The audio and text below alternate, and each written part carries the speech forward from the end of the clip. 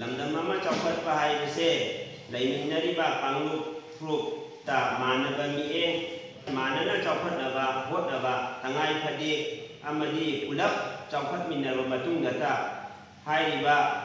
lam ado chaukhatpa haina kaugani maram aduna hojik lairiba laingak asina yelhau frup oiriba maitai pangangi mihutsing asidagi cabinet minister ama pibiduna iramdam asigi development taubada saruk yahanbiyu haina engko kimaitagi nolukna minsingjari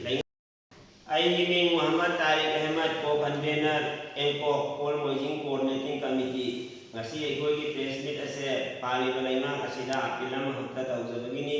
madudi 2023 gi May date 3 dagi tangdul laita draba amadi parjagi life and property secure oijana laiba IDP singna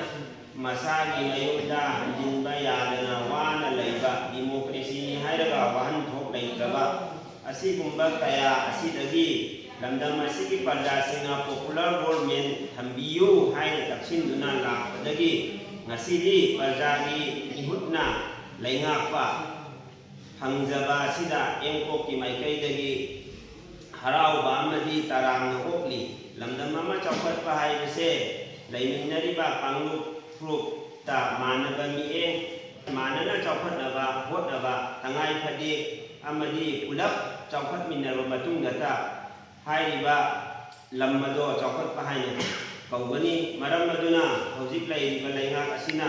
yelhau frup oiriba maitai pangangi mihutsing asidagi cabinet minister ama pibiduna iramdam asigi development taubada saruk yahanbiyu haina engko kimaitagi nolukna minsingjari laingak asina laingak asi lakpada yelhau frup ama oiriba maitai pangansingna achauba asa amaga loinana taramna okjari amadi IDP singna wana lairiba se athuba matamda masa masagi yumda hanjalhanbiduna tangdu laitaba punsi ama oihanbinabasu haijari education economy sothabana hingliba makoigi damak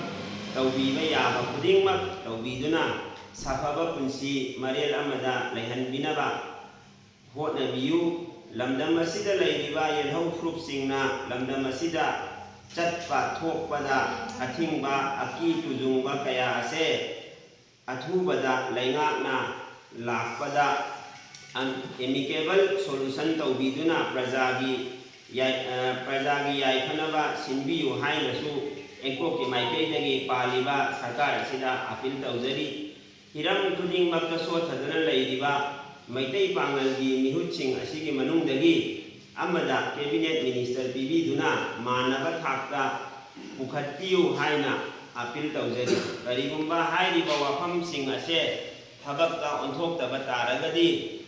lakadoriba election da BJP gi mayokta campaign taugani haina wafam thamjari amadi aikoi achauba asani madudi paniba laingakna taujariba apil ase laubiraga aikoina pamjariba asigi matung inna solution ama athubada pubirakani hainasu asa yamna wangna thamjari